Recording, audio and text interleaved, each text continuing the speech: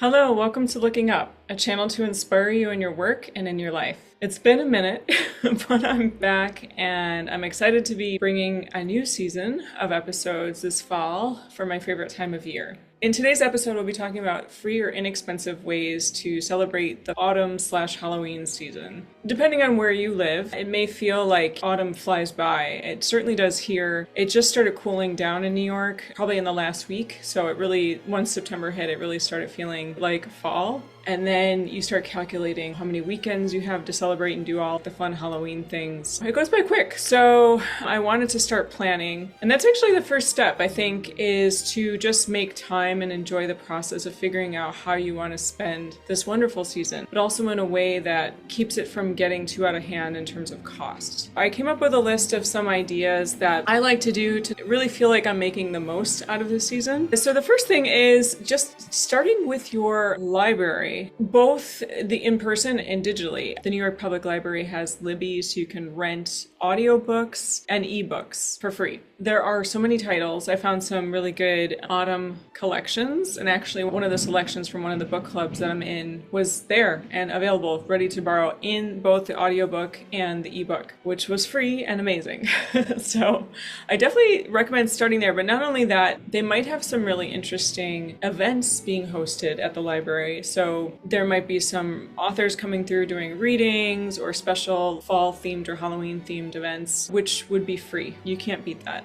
So I definitely recommend starting with checking out your library, what it offers. Some libraries also offer free movies, totally free. You don't need another subscription to something, which just adds up. I highly recommend starting with your local library. And if you're eligible, check out the neighboring towns too. There might be a small fee to be a part of that if it allows you to have access to like a larger network of digital or physical copies of media and books. There's nothing like putting out an audiobook while you're cleaning and like listening to a story that just makes regular day-to-day chores just more exciting and fun for the fall season. Next up is to make a list of some places nearby that you'd like to go hiking. So if you have access to a car, obviously you're just paying for gas, maybe parking, potentially depending on the area that you're going to, or in some cases you have to think about trains and stuff like that, but hopefully if it's not too far, it won't be too expensive. Obviously going to see the foliage is, for me, the best part of fall. Just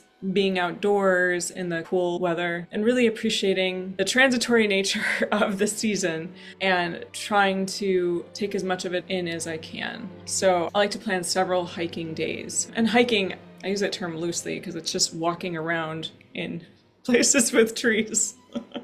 But you can get as adventurous as you'd like. But I just like looking at all the foliage and just appreciating the beauty of the season. So usually it's like a couple hour walk or doing a loop at a nature preserve. But I still have to plan it because especially if you're involving other people, generally on weekends in my case, but that is something you want to get your calendar and your planning and get that figured out soon. Also, if you look for your area, there's usually some foliage guides for where they anticipate the leaves will start turning. Keeping that in mind if you are traveling a little bit of a distance to see the foliage. I know around here last weekend I was a little bit north of New York City and I was surprised to see a lot of yellow already in some of the trees. It's starting.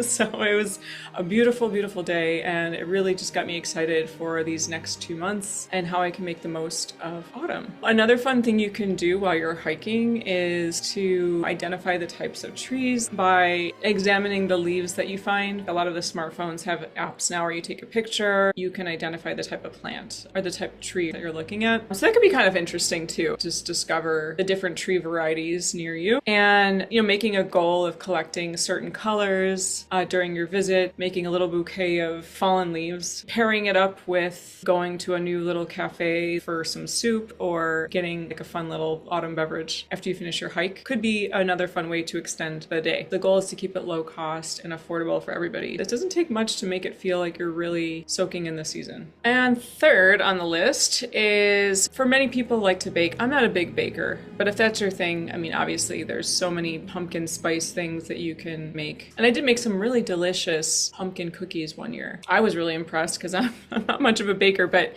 I follow Sally's Bake blog. Everything I've tried of hers has been incredible. So if that's your thing, I recommend checking out what Sally has because everything has been extraordinary that I've tried from her site. But this year, my goal is to find like a good pumpkin chai. I have a pumpkin chai tea here, but just to do something a little bit more advanced with simmering something on the stove, just jazzing it up a little bit, maybe adding some almond milk and some spices. I just want to keep it nothing I have to go out and buy a ton of ingredients for, but something that's simple but makes the house smell autumnal. That is my little seasonal treat that I'm looking forward to. I also really, really like soups. In the spring, I had soup every day for at least 2 months straight, and other things obviously. But I just incorporated soup in somehow to my day because it just makes me feel warm. Thinking about the flavoring that you want to use, I love ginger. I love things with a little bit of a kick, so I'm always looking for new recipes for soup. If you have any recommendations, let me know. To me, finding a good tea or making a good variation and making some soup feels very cozy and like a wonderful way to